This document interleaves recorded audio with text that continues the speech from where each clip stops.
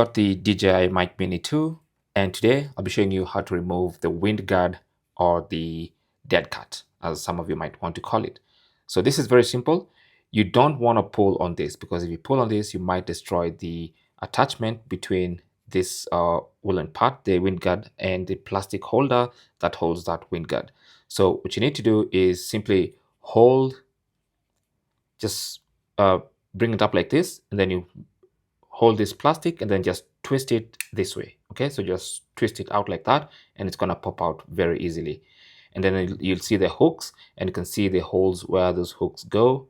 So when you want to put it back, you just align the hooks and the holes just like that, and then you push in. Okay, so simple as that. Just push in, and then you'll just hear it click, and then you can just give it a little wiggle just to make sure it's all good.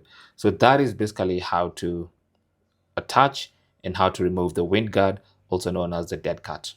Thanks for watching, and good luck.